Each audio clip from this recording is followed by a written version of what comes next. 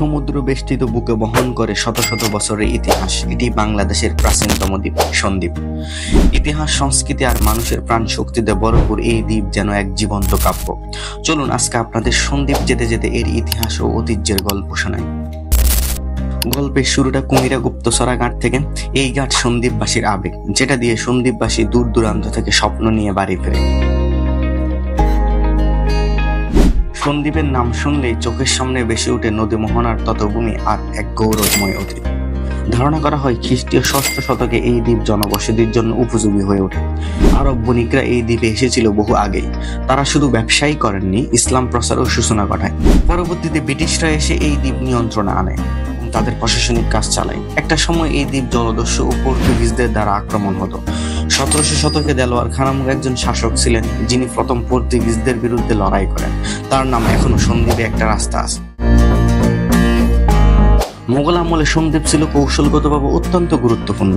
ঈসা খাঁ ও বাংলার 12 ভূঁইয়ার বিদ্রোহ এই দ্বীপ ছিল এক রক্তগাঁঠি।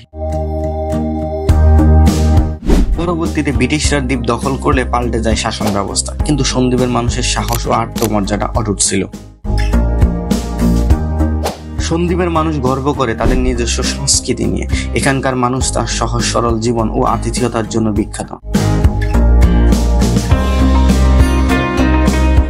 এখানে এখনো বেঁচে আছে বাংলার কিছু আদি নিদর্শন ও রীতি, যেখানে ইতিহাস বিনিময় করে। সন্দ্বীপে ইসলাম এসেছে সুফি ও আরব বণিকদের হাত ধরে। এখানে ইসলাম এসেছে ভালোবাসা আর জ্ঞানের পথ ধরে। এখানকার শিশুরা ভোরে উঠে মক্তবে যায় ধর্মীয় শিক্ষা গ্রহণে। ধর্মীয় রীতিনীতি অনুসরণ করা এখানকার মানুষের অন্যতম ঐতিহ্য।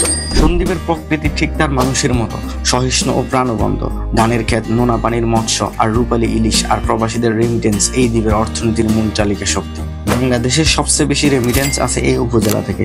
নদী ভাঙন, সাইক্লোন সব বিপদ থাকা সত্ত্বেও এখানকার মানুষ বেঁচে থাকে মাথা উঁচু করে।